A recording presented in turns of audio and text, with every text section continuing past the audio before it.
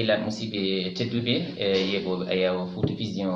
TV en ngari e kono haade nden en calminat dendagal bandiraɓe ganduɗa oɗo saaha ɓeni mbaɗi haqqille mumen e Fouta Vision TV ha ɓurtino nde ɗo yewtere hande noon koɗo maw kadi tawoyɗen kadi jaɓɓi men no hannirta ɗaniden kanko noon tigui jogorɗen rendude plateau e Fouta Vision TV kanko ni kucciɗen ni innirto ko Cheikh Oumar Sy kañum tigui woni kartiɗo hono aussi DEA woni observatoire de suivi des indicateurs de développement économique en Afrique kono kadi kañum ardi woni président hon almudo communication kañum tigui jogoɗen jaɓɓade hande o wadde monsieur Cheikh Oumar Sy min calminimama min juurimama kadi min bismimama e Ayaw Fouta Vision TV. jarama Idrissa mbiɗa salminma mi wiyama kadi onone télévision mon Fouta Vision mi weltima hande e garalngol mon ɗo e Usidea mbiɗa salmina bandiraɓe fof fuutankoɓe fof sernaɓe fuɗɗirtoɓe kamɓe fof e min fuɗɗiro kadi e ceerno Bachir Tall kanko woni ɗo hannde halif men e ceerno Madani Tall en kamɓe fof sukaɓe Fouta fof kadi mbiɗa salminaɓe mbiɗa wiyaɓe kadi ɓe tinno mbiɗa andi mawenade ene yewtere nde vraiment mbiɗa waɗon félicité e darde moon kadi Fouta Vision ɗum noon ene jeeya ko ganduɗa hannde ko moyen de communication ene walla ko heewi e ganduɗa ko hannde ko échange uji ko banggal politique économique walla social fof e yewtere pour final fuutankoɓe fof. Tigi a jarama Cheikh Oumar Sy haade men naatde Cheikh Oumar e nder bunndi yewtere nde min jinno tan pammina amen seeɗa holko woni aussi DEA kadi ko holɗum yahata.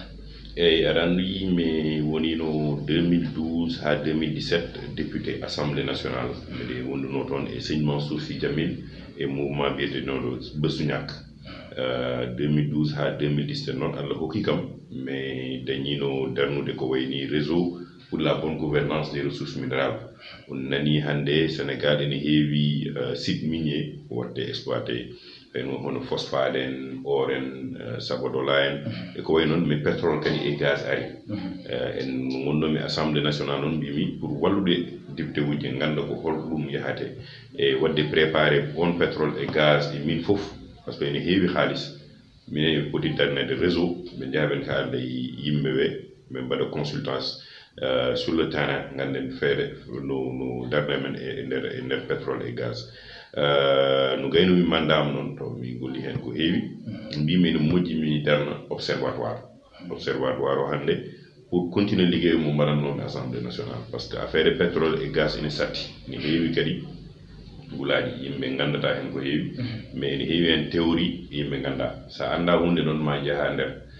tigui jeewa ko woni hen sa andi kadi mballa yimɓeɓe ɓe paama ɓe mbawi hen majjude ɗum noon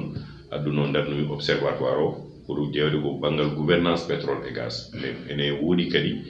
goɗɗum ko hannde e nder observatoire o sukaɓe mbaɗa ɗum par ce que sukaɓe tan woni ɗo e mbaɗa kadi banggal gouvernance infrastructure ko woni autoroute en ɗum koye noon hannde ɓe jii par exemple autoroute APS no woodi ila Touba e goɗɗum nana aroye ɗum fof gouvernance Usidea ene liggo hen woodi formation sukaɓe kadi e jeunesse et leadership par ce que hewɓe ene jiɗinade ko politique taw ɓe ganda ko woni économie ɗum noon ne fat kadi eɓe mbeɗa waɗa hen formé sukaɓe hewɓe ɓe ganda mbaɗa préparé banggal économie ɗum ne kadi ene jeeya hen e faggude e wadde intéressé banggal économie donc observatoire o ko ɗum yahata ɗum noon eɓen mbaɗa produit ko heewi eɓe mbaɗa organisé atelier eɓe mbaɗa renforcement de capacité kadi pour sukaɓeɓe ɗum ne kadi jeeya e golle tan mo gollannomi assemblée nationale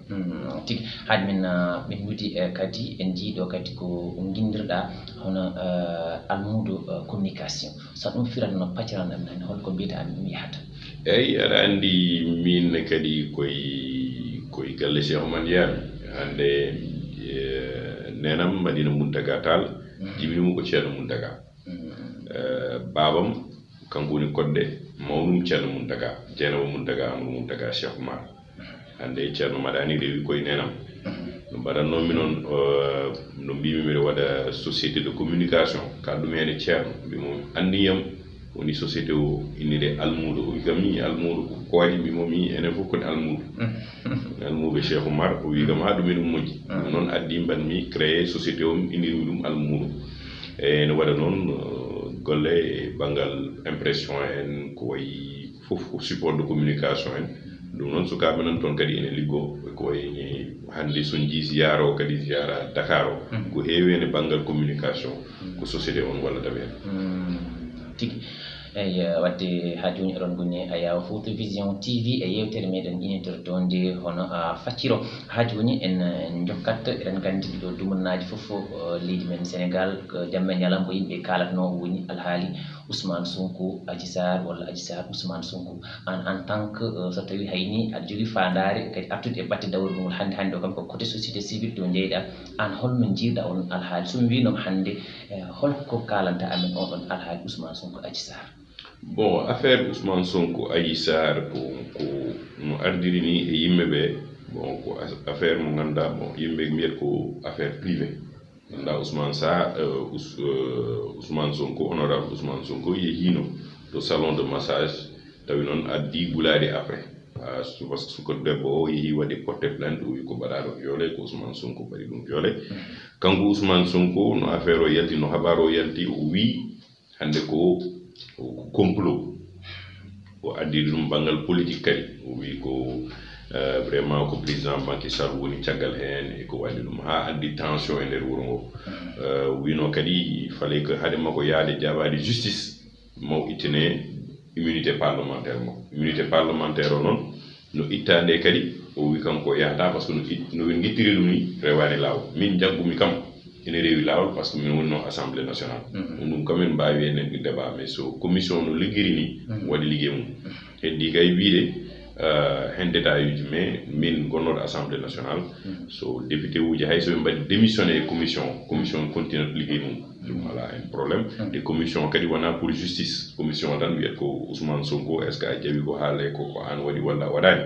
pour ara jaaha jawoyɗa justice ko ɗum tan woni haaju mabɓe ɓe mbaɗi ita immunité parlementaire makko joni noon ko rewi hen ko fof wonti noon caɗele par ce que no yanno jaaboyade juge o minen e nder société civile o ɓen jeehi ɓen kalde e makko ɓen aluntinen e ko way noon pour mbiyamo yo yaha ko jaaboyo justice par ce que Sénégal hande ko Sénégal fof enen hen fof so justice noddi amen tan normalement par droit maɓen jaaha ɓen jaaboyo justice woni noon ko caggal ɗum kanko wi tawde Karim Wade e Khalifa Sall won ko président wonno e dow mabɓe haɓe gona candidat haɓe mbawa porde participer à élection kanko wi ko hande ko ɗum tagui Macky Sall ene waɗa ɗum complot oɗo pour hadde mo wonde candidat en 2024 heddi noon affaire o min mbimi ko gueɗe tati goho so woni complot ene woodi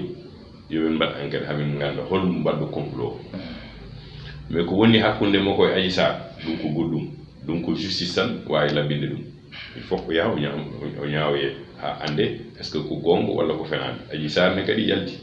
wonko haali mais ɗum noon ko bangal justice tan wawi wona yaltude e télé wi min mi waɗani tan mi daro mi totta version am tan mi gasi ɗum wona noon ala il faut ko jaa justice jawoyɗa ɗum kadi troisièmement no événement uji mbaɗi ɓe jii yimɓe fof yimɓe ma won 14 maayi hen ɗum ne kadi ma état waɗa hen enquête est ce que ko état waɗi est ce que ko goɗɗum naati hen par ce que no violence o waɗiri ni e on jii bitikaji ko wayni Auchan en e ko wayni Total en ganduɗa hay so woni Total hande sa yi enseigne o tan ko Total ko entreprise mais jeeyi ɗum ko sénégalais watta ɗum exploité ɗum ne kadi bonnani ko heewi entrepreneur uji Sénégal e conséquence uji mabɓe ne heewi ɗum ne kadi ma waɗe enquête ande mais ko wawi hen wonde fof hande sa woni responsable politique kadi ma won ko nendoɗa par ce que hande sa jaggui par exemple Adji Sarr yahani galle Ousmane Sonko Adji Sarr tawa koye nder salon kanko ummi galle makko ko caggal 21h caggal couvre-feu kanko yeehi toon ɗum ne kadi fof hayso woni complot won ko ganduɗa an ko responsabilité hoorema minenne kadi no affaire o événement waɗi nde min darima hen no fewi plateforme société civile wiyeteɗo jammi rewmi min darni ɗum nema won presque 30 organisations de la société civile ko wayni hen Moundiaye Cissé en ko wayni hen professeur Babacar Gueye en aluntinen en ndendi en darima ɓe jii président de la république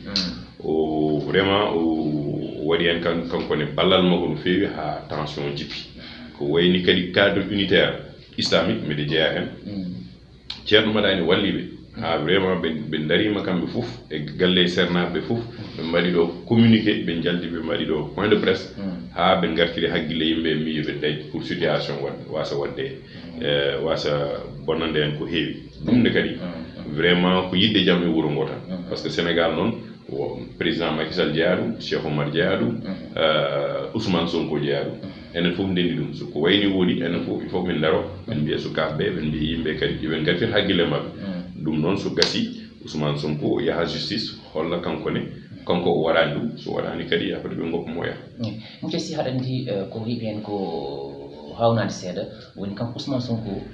e hoore makko o holliti o ala confiance e ɓeɗe mo ganduɗa kañum en tingoni justice so wiyama kadi justice accitedi waɗa golle makko kadi il y a probléme eyyi ko gonga aɗa andi justice gila Senghor ha Abdou Diouf ha Abdoulaye Wade tout le temps ɓe mbiye justice hay goto ala confiance e justice surtout sa woni politicien a wiyata ko justice o a yi en jii hande ko Mamadou Dia e Senghor en jii ɗum en jii Abdoulaye Wade e Abdou Diouf wona en jii en jii Abdoulaye Wade e Idrissa Seck en jii ɗum ko way ɗo ɗon ɓe jii Macky Sall e Khalifa Sall ɗum ne fof en jii ɗum donc justice o kadi ene waɗi caɗele mais hayso justice ene waɗi caɗele a wiyata min mi yahata mi jaboyta justice par ce que Abdoulaye Wade wino justice ene waɗi caɗele no justice noddimo e ta Abdou Diouf o jaaboyi no foti laaɓe yehi prison Idrissa Seck o yehi prison Macky Sall ɗo noddama justice o yehi donc ene woodi vraiment probléme e justice amen ɗum kam yimɓe fof ɓe gandi ne président yalti kadi wi kanko hen dossier uji so ari makko kanko tan wawi wadde feere dossier uji tan continue banggal justice walla waɗa ɗum bloqué ɗum fotanno hen haalde ko way noon par ce que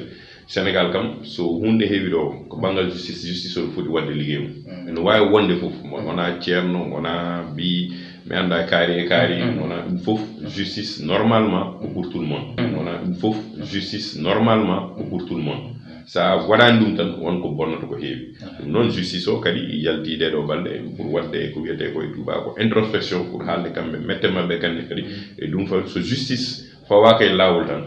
wuuro ngo yahata très bien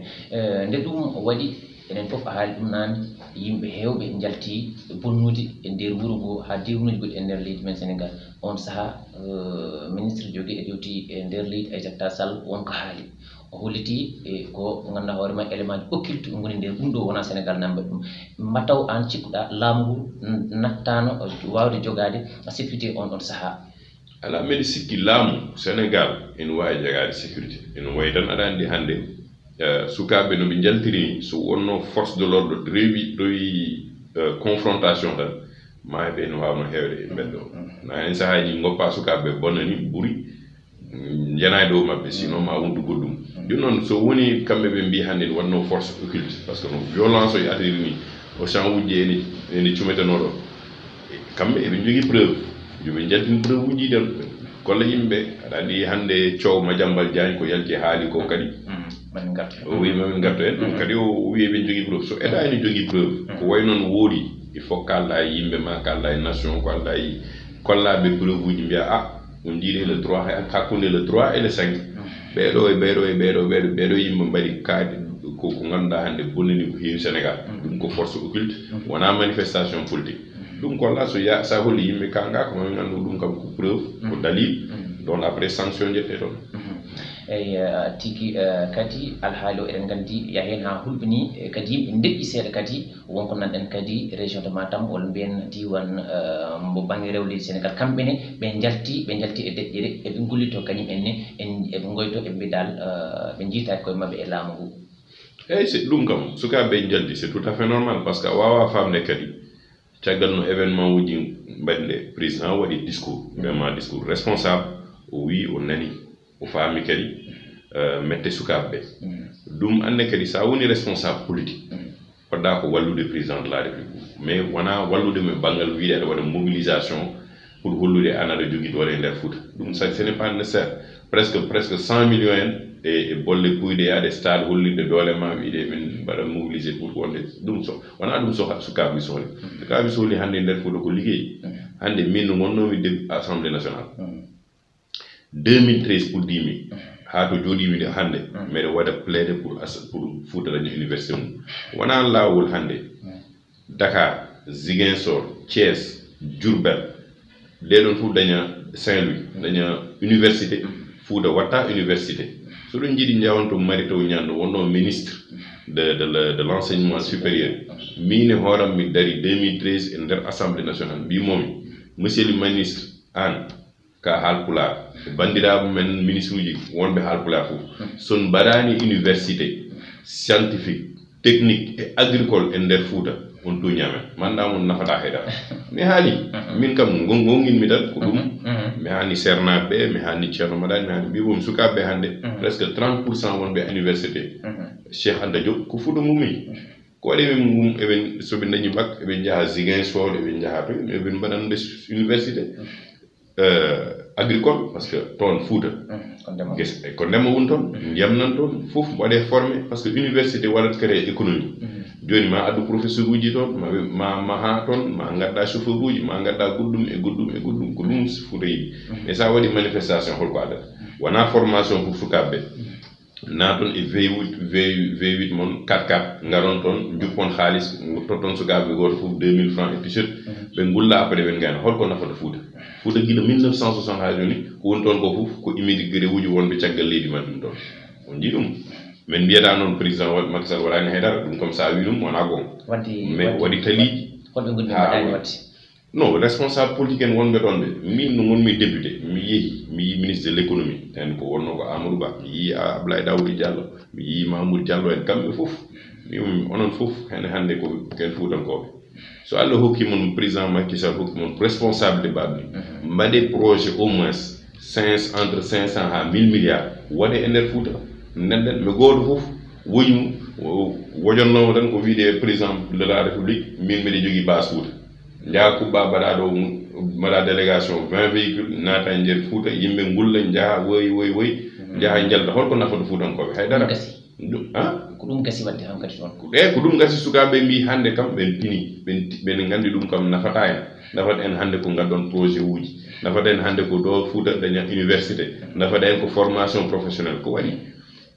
hannde e banggal pétrole et gaz Saint-Louis toon BP waɗata centrale à gaz mum so waɗi toon centrale à gaz coggu électricité wonno par exemple ko 100 francs ma artu à peu près 40 francs an gonɗo Fouta o ma wat conservation produit ma so soble ko tomate ko pomme de terre sa dañi ma wat ɗum conserve bonata sa woni gaynako hannde banggal kosam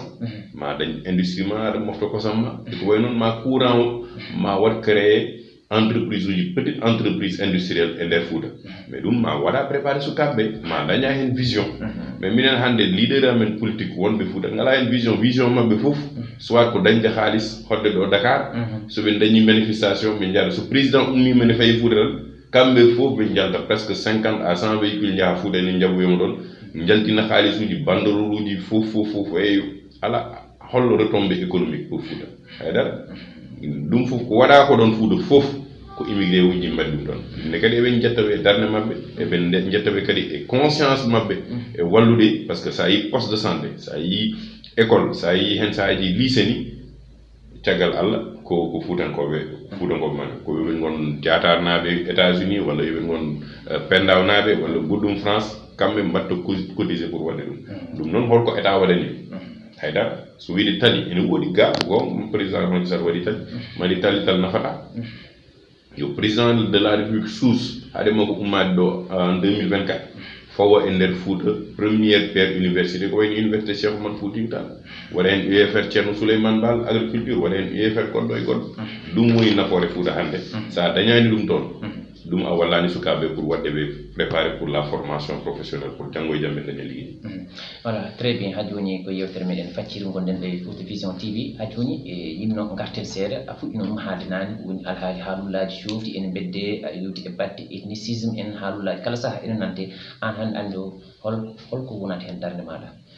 aɗa andi ɗum min pour am il faut débat uji mbaɗi noon il faut waɗe évité hannde sa itti Sénégal sa itti Sénégal mbiɗa hannde Fouta ene par exemple tan mi haala so Fouta wine daña indépendance mum e Sénégal yahata e nokku a faami Casamance nafani mo gila nden ha joni enen fof kon bandiraɓe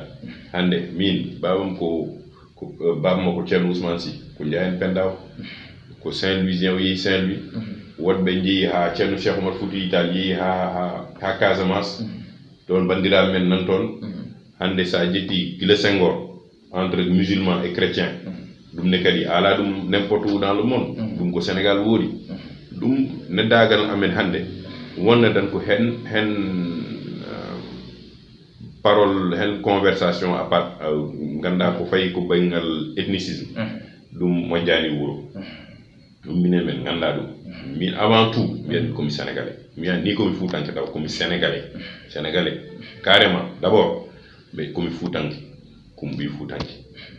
parce que je me reconnais dans une nation, dans un état, dans une nation, après dans une ethnie. Pour nous, la nation, c'est-à-dire qu'on est avant tout, on est fou comme Sénégalais. D'abord, on est du Sénégal. Donc, wayni Madiambal Diagne ko ben kala ko wala ko wayni hande biya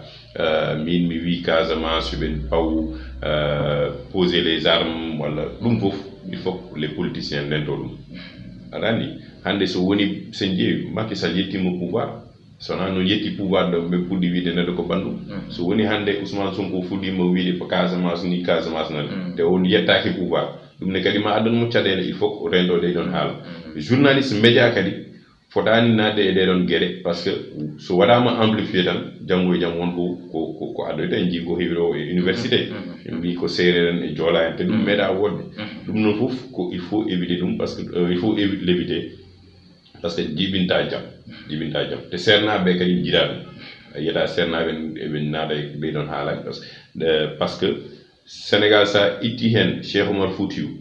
a itti hen Ahmadou Bamba a itti hen El Hadj Malick El Hadj Ibrahima Niass kunta en ko heddoto en kamɓe kamɓe fewni le Sénégal kamɓe woni les fondements du Sénégal kamɓe fewni le Sénégal kamɓe ɓe ndenti wuro ngo ha joni enne kadi sen gari ɗo ha joni hayso ɓe jogui ambition mon politique fotani diwde ganda ha yaha ha bonna ko ganda kamɓe sernaɓe pewniɗo ɗum ɗo hanki eyi so mi winom hande Idrissa Seck premier ministre ko rumeur holko mbiyata kam bon Idrissa Seck premier ministre pour min ko franchement ko non événement kanko ko addinomen nade gouvernement Macky Sall oui, au premier, pour des conseils économiques, social et environnemental, parce que la situation de la pandémie, il en a arrivé au conseil économique, social et environnemental, mais anda personnellement, mais anda problème Idrissa Seck, mais franchement, mais anda ko plus value hande sur Idrissa Seck premier ministre adante Sénégal, président de la République hande. Il faut adouer un premier ministre plus pragmatique que Idrissa Seck. Nous avons à la haine tous politiques. Ganda kanko ko heddi koy do e 2 ans maximum 3 ans o wada na sukabe ko foti wadde ko o usta gouvernement mako o wada dum recadrer no fewi pour o dañe hen ganduda kan résultat et en matière de politique publique ko dum woni nafoore o adde kadi sukabe ngona sara mum wadde préparer pour la gestion de l'état afami be Idrissa Seck gila Abdoulaye Wade gila Abdou Diouf nando ala changement anda so Idrissa Seck ni yiɗi wuro ngo yo yaltu wona candidat mais hande kam mais anda vraiment honnêtement hol plus-value ko yete plus-value Idrissa Seck adanta Macky Sall en matière so woni premier ministre nde ɗum waɗi enen fof a haali ɗum nane yimɓe hewɓe jalti bonnude e nder wuro ngo ha dewnuji goɗɗi e nder leydi men Sénégal on saaha ministre jogui e dewti e nder leydi Aissata Sall wonko haali o holliti e ko ganduɗa hoore ma élément occulte goni nder ɗum ɗo wona Sénégal nambe ɗum mataw an cikkuɗa laamu ngu nattano wawde jogade sécurité on saaha ala mbeɗa sikki laamu Sénégal ene wawi jogade sécurité ene wayi tan aɗa andi hande sukaɓe no ɓe jaltiri so wonno force de l'ordre rewi confrontation tan maaɓe ene wawno hewde e mbeddo na en saahaji goppa sukaɓe bonnani ɓuuri yana dow mabɓe sinon ma wondu goɗɗum joni noon so woni kamɓe ɓe mbi hannde ne wanno force occulte par ce que no violence o e atiri ni o champ uji ene cumetanoɗo kamɓe eɓe jogui preuve yoɓe jaltin preuve uji ɗen kolla yimɓe aɗa andi hannde Thiow Madiambal Diagne ko yalti haali ko kadi o wi mamin garto en kadi o wi eɓe jogui preuve so eɗa ene jogui preuve ko way noon woodi il faut kalda e yimɓe ma kalda e nation ko alda e kollaɓe preuve uji mbiya on dirait le 3 hakkunde le 3 et le 5 ɓeɗo yimɓe mbaɗi kaade ko ngannduɗaa hannde bonnini ko heewi Sénégal ɗum ko force occulte wona manifestation politique ɗum ko la sa holli yimɓe kanga ko mami nganndu ɗum kam ko preuve ko dalil donc après sanction jettee toon eyi tigi kadi alhaali o eɗen nganndi yahen ha hulɓini kadi yimɓe ndeƴƴi seeɗa kadi wonko nanɗen kadi région de Matam walla mbiyen diwan mbo baŋnge rewleydi Sénégal kamɓene ɓe jalti e deƴƴere eɓe gollito kañum enne eɓe goyto e mbidal ɓe jiitaki koye maɓɓe e laamu ngu eyyi c'est ɗum kam sukaɓe jalti c'est tout à fait normal par ce que a wawa famde kadi caggal no événement uji mbaɗnde président waɗi discours vraiment discours responsable o wi o nani o faami kadi mette sukaɓe ɓe ɗum anne kadi sa woni responsable politique poɗɗa ko wallude président de la république mais wona wallude me banggal wiide aɗa waɗa mobilisation pour hollude an aɗa jogui doole e nder Fouta ɗum ce n'est pas nécessaire presque 100 millions en e bolle kuyɗe yaade stade hollinde doole ma wiide min mbaɗa mobiliser pour wonde ɗum wona ɗum sukaɓe sohli sukaɓe sohli hannde nder Fouta ko liggey hannde min no gonnomi deb assemblée nationale 2013 pour 10 000 ha to jooɗimi de hannde mbeɗa waɗa plaide pour Fouta daña université mum wona laawol hannde Dakar Ziguinchor Thiès Diourbel ɗeɗon fof daña Saint-Louis daña université Fouta watta université so ɗum jiiɗi jawon to Mary Teuw Niane wonno ministre de l'enseignement supérieur min e hooram mi dari 2013 e nder assemblée nationale mbimomi monsieur le ministre an ka haalpulaar bandiraɓe men ministre uji wonɓe haalpulaar fof son mbaɗani université scientifique technique et agricole e nder Fouta on tuñamen mandamon nafata heɗa mi haali min kam gonginmi tan ko ɗum mi hani sernaɓe mi hani ceerno maɗani mi hani mbibomi sukaɓe hannde presque 30% wonɓe université Cheikh Anta Diop ko Fouta mummi ko waɗi min mum eɓen soɓe dañi bac eɓe jaaha Ziguinchor eɓe jaaha to eɓe mbaɗande université agricole parce que toon Fouta ko ndema woni toon ndiyam nan toon fof waɗe formé parce que université waɗat créé économie joni ma addu professeur uji toon ma ha toon ma gadda chauffeur uji ma gadda goɗɗum e goɗɗum ko ɗum Fouta yiɗi mais sa waɗi manifestation holko addata wona formation pour sukaɓe na toon e V8 mon 4x4 garon toon juppon haalis totton sukaɓe goto fof 2000 francs e t-shirt ɓe gulla après ɓen gayna holko nafata Fouta guila 1960 ha joni ko woni toon ko fof ko immigré uji wonɓe caggal leydi man ɗum toon on jii ɗum min mbiyata noon président Macky Sall waɗani haydara ɗum comme ça wi ɗum wona gon mais waɗi taliji non responsable politique en wonɓe ɗon ɓe min no gonmi député mi yi ministre de l' économie en ko wonno ko Amadou Ba mi yi Abdoulaye Daouda Diallo mi yi Mamoudou Diallo en kamɓe fof mi onon fof hen hannde ko ken Foutankoɓe so Allah hokki mon président Macky Sall hokki mon responsabilité babni mbaɗe projet au moins entre 500 ha 1000 milliards waɗe e nder Fouta nenden mi goto fof woñmu wojonnomo tan ko wiide président de la république min mbiɗa jogui base Fouta jaa kubba mbaɗa ɗo mbaɗa délégation 20 véhicules naata e nder Fouta yimɓe gulla jaaha woy jaaha jalda holko nafata Foutankoɓe haydara ko ɗum gasi wadde hankadi toon ko ɗum gasi sukaɓe mbi hannde kam ɓen pini ɓen gandi ɗum kam nafata en nafata en hannde ko gaddon projet uji nafata en hannde ko ɗo Fouta daña université nafata en ko formation professionnelle ko waɗi hannde e banggal pétrole et gaz Saint-Louis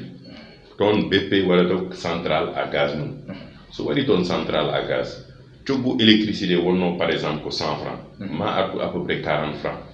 an gonɗo Fouta o ma wat conservation produit ma so soble ko tomate ko pomme de terre sa dañi ma wat ɗum conserve bonata sa woni gaynako hannde banggal kosam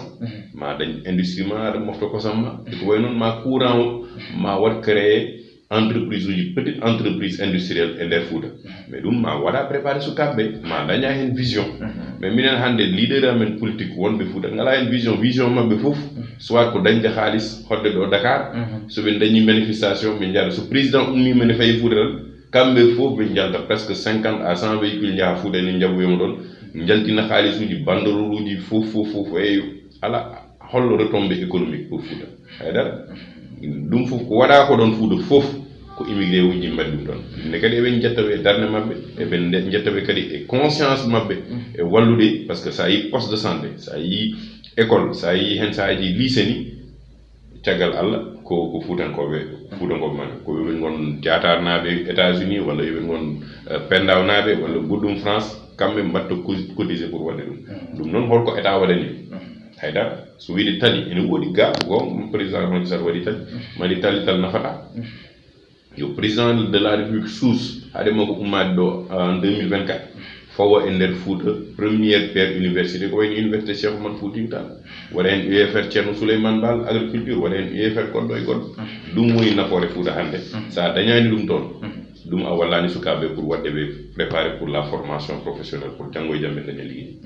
Voilà, très bien. Ha joni ko yewtere meɗen facciri gonɗen ɗo e Fouta Vision TV. Ha joni yimno garten seeɗa a fuɗɗino ɗum haalde nane woni alhaali haalullaji jofti ene bedde aɗa yewti e batte ethnicisme en haalullaji kala saaha ene nante an hannde andi o holko wonata hen darde maɗa. aɗa andi ɗum min pour am il faut débat uji mbaɗi noon il faut waɗe évité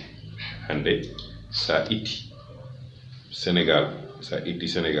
wiɗa hannde Fouta ene par exemple tan mi haala so Fouta wi ne daña indépendance mum e Sénégal yahata e dow a faami Casamance nafani mo gila nden ha joni enen fof kon bandiraɓe hannde min babam ko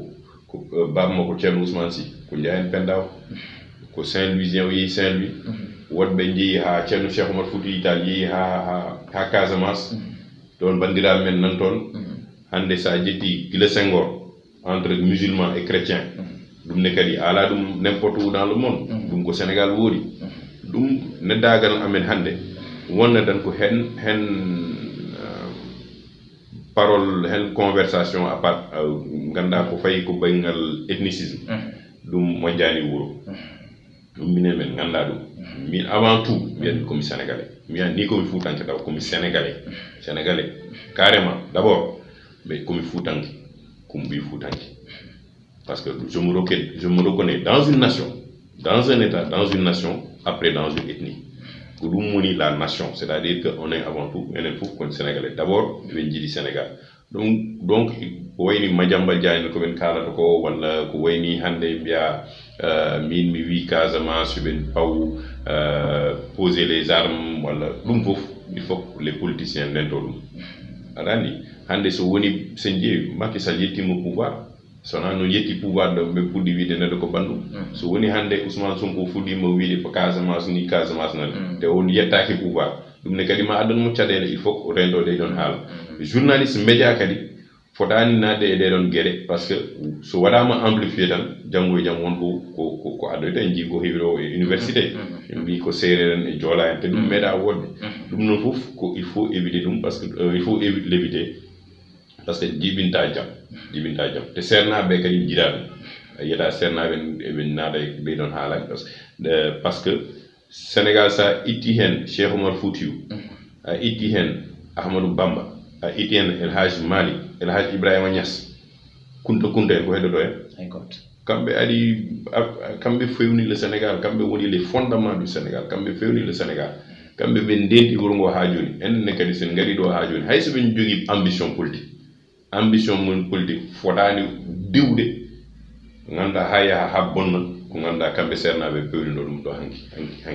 eyi so mi winom hannde Idrissa Seck premier ministre ko rumeur holko mbiyata kam bon Idrissa Seck premier ministre pour min ko franchement ko non événement kanko ko addinomen nade gouvernement Macky Sall oui ko premier pour waɗde kon des conseil économique social et environnemental parce que la situation de la pandémie gilono ari nde halko conseil économique social et environnemental o addi addani goyi mais anda personnellement mi anda probléme e Idrissa Seck mais franchement mi anda ko hol plus value hande so Idrissa Seck woni premier ministre addanta Sénégal président de la république hande foti addude un premier ministre plus pragmatique que Idrissa Seck mo ganda ala hen touche politique ganda kanko ko heddi koye ɗo e 2 ans maximum 3 ans o waɗana sukaɓe ko foti wadde ko o usta gouvernement makko o waɗa ɗum recadré no feewi pour o daña hen ganduɗa kan résultat et en matière de politique publique ko ɗum woni nafoore o adde kadi sukaɓe gona sara mum o wadde ɓe préparé pour la gestion de l'état a faami mais Idrissa Seck gila Abdoulaye Wade gila Abdou Diouf nan ɗo ala changement anda so Idrissa Seck mi yiɗi wuro ngo yo yaltu wona candidat mais hande kam mi anda vraiment honnêtement hol plus-value ko était plus-value Idrissa Seck adanta Macky Sall en matière so woni premier ministre. Voilà, très bien. Hajuni gonɗen koye Fouta Vision TV e yewtere meɗen facciro en dinno artude e ma seeɗa tawno nane e mbiɗa ko aɗa yiiɗi artude mbayla deɓɓal kadi hayso tawi ni a wonini hen garta e batte dawrugol holko jogorma wadde motivé ha jiɗɗa artude e batte dawrugol? Waɗata kam motivé ko déjà ko min komi patriote, min j'aime mon pays, ɗum kam ala en sikki sakka ni Sénégal kam mi jibina ko caggal leydi Égypte mi partout un peu mi wuuri pendant 10 ans aux États-Unis mais ko jimi Sénégal ko kam min ene yoni. Deuxièmement komi halpular ko mini komi fuutanke ambition ko yidde Fouta wayani ko heddi koye gureji waɗa développé tigi rigui parce que développement Fouta ko nafoore Sénégal fof développement Fouta c'est ma addu ko heewi e bangal ko yete kadi gartam pour Sénégal ɗum noon somi yi sukaɓeɓe eɓe hande eɓe daari eɓe mbi kamɓe ɓe pini ko min jii ko welani min waɗata kam motivé pour mi arta e politique gila no gummimi Beusouñac en 2017 natmi observatoire sukaɓe hewɓe gari ɗo wi kam vraiment honorable jinno garta e politique ko mbimam noon gokke kam seeɗa moɗa préparé par ce que politique noon a wurata hen tan mais saɗa yiɗi natde e politique ma gana daña kadi gandal économiquement ganda to paaɗa ganda kadi holto wuuro ngo fayi mbaɗa participé oɗon nani ɗo autoroute à péage o min waɗi créé le collectif citoyen des usagers no mbaɗannoɓe ɗum hewɓe gonginani mbi kam ko perte de temps hande on jii capital auditama pour Sénégal à hauteur de 25%, on jii hande taxe foncière o iwi temedɗiɗi ha 800 millions hande gouvernement ene wawi nadde e nder manade e nder gouvernance autoroute à péage o littoral o ko min e woɗɓe mi haɓama ɗo e littoral o projet de loi o joni yalti ko fayi contenu local eɓe kaala e pétrole et gaz o mi windi hen hande application uji kewɗi président de la république so jetti ɗum ne kadi eɓe jeeya enen société civile et observatoire o en liggo mbeɗa waɗa chaque année ɗo table ronde 2 fois par année chaque année table ronde ko wayi fayi e pétrole et gaz ɗum noon somi waɗi ɗum ko wadde préparé hooram so mbiɗa arta e politique mi daño offre politique paaɗo e Sénégal mi offre gandakade ma fayi e Foutankoɓe min première offre pour Fouta kam ko université scientifique technique et agricole ɗum kam c'est fondamental ko heddi ko infrastructure ma aroy ko heddi ko kadi formation sukaɓe ene jeeya ganda hande ko waɗi kam motivé par ce que ma balla sukaɓe mbaɗaɓe coaché wona mentor mabɓe haɓe ganda exactement ɗo e 20 ans 25 ans to Sénégal foti faade ɗum ene waɗi to mouvement o ni mbeɗe haalde hen e hewɓe hande mouvement o wiyete ko pacte pour le renouveau de l'espoir et de la transparence au Sénégal prêt noon woni ko wadde préparer les esprits c'est un état d'esprit wadde parce que saɗa yaha hande e nder politique wona wiide mbeɗe faɗa hami yettoyo ko jiɗmi en 2024 mi fuɗɗo golle ɗe mais hande ma daña résultat hande sa yi assemblée nationale mami mbima ɗum ko Cheikh Oumar waɗi ɗum sa yi société civile mami mbima ko ɗum de ko Cheikh Oumar waɗi ɗum sa yi nder galle Cheikh Oumar mami mbima de Cheikh Oumar jaggi en ko ɗum waɗi ɗum noon ma mbaɗa des actes et tu les poses sa yi 2024 ne kadi tawat ko ɓe jahat en avant min garti ɓe duttota ko caggal ma jaaɗa équipe kadi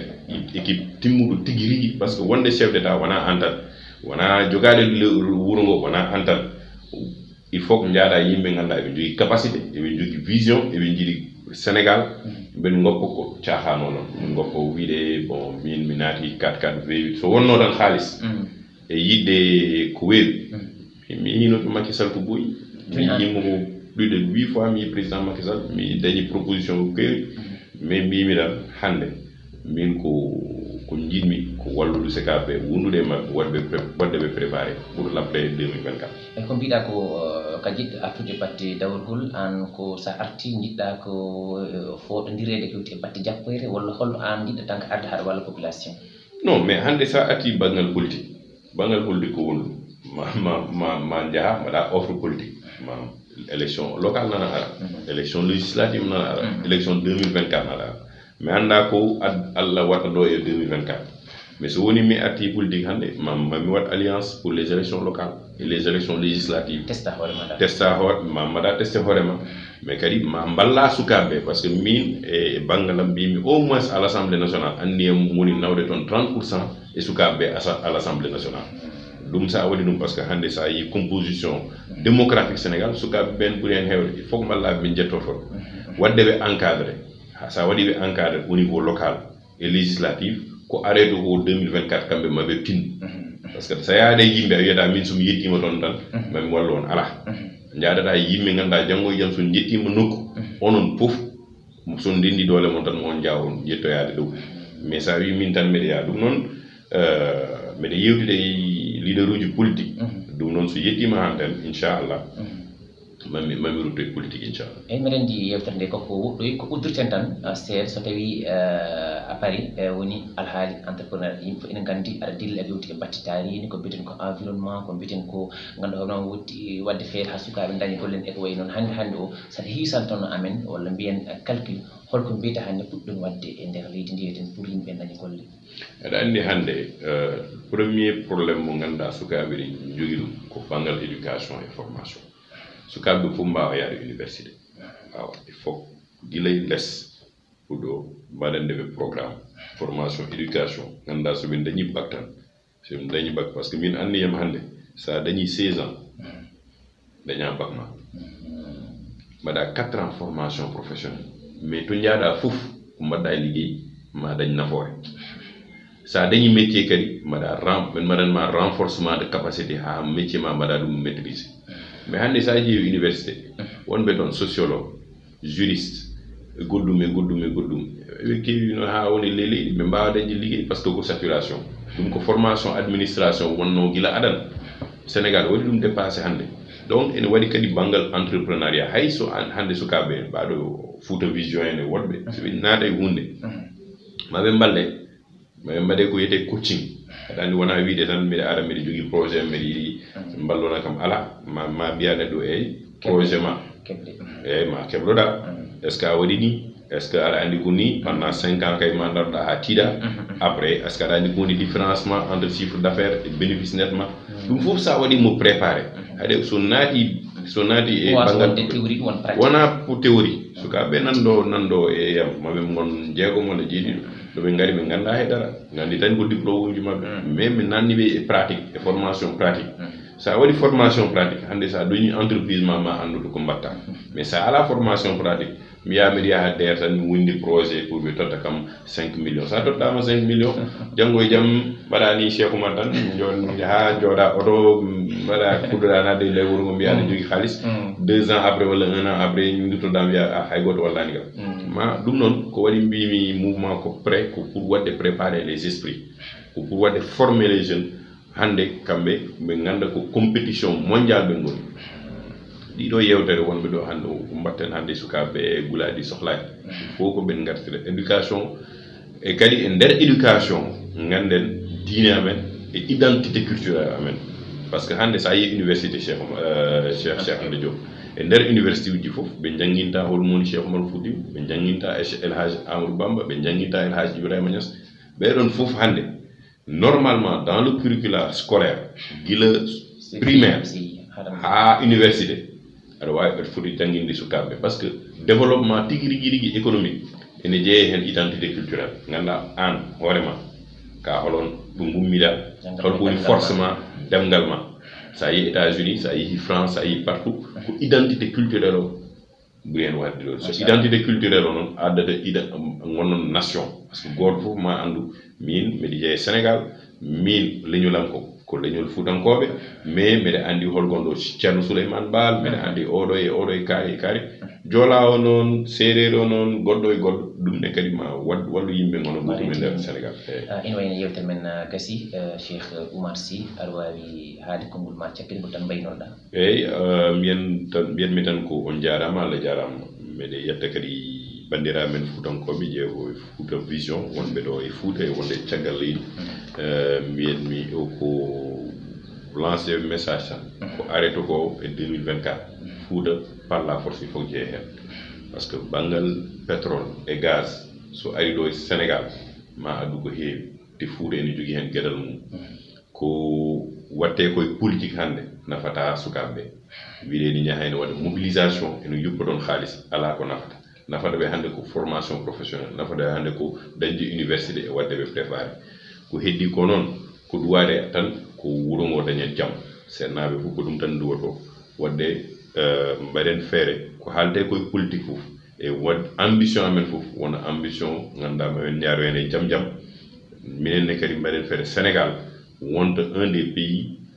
les plus respectés au monde ko ɗum wonno gila Senghor ha Abdou Diouf hay Abdoulaye Wade joni noon duttotonen caggal mbaɗen respecté les forces de l'ordre so justice kadi noddi amen hay sen jaɓani justice o fewani ɓe jaaɓe justice ko heddi ko noon koye juuɗe Allah woni bono fof président 2024 Allah ne andi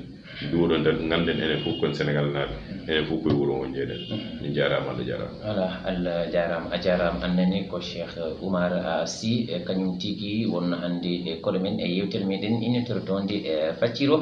kañum noon tigui woni ko laata kuɓɓal wol men gardiɗo nde ɗo fedde witende OCIDEA woni observatoire de suivi des indicateurs de développement économique en Afrique kono kadi kay woni gardiɗo hono nde ɗo fedde kadi witende almudo communication kañum tigui jaɓɓin ɗen ɗo hannde wadde monsieur Sy Allah jarama a jarama en jetti kadi en jarni ɓe ganduɗa kañum en tigui gonno to karalle to woni caméra ji Moussa Sakho en wondude hen hono Aliou Sow en kamɓe en foof gonno toon Allah jarama on jarama kadi ha saaha goɗɗo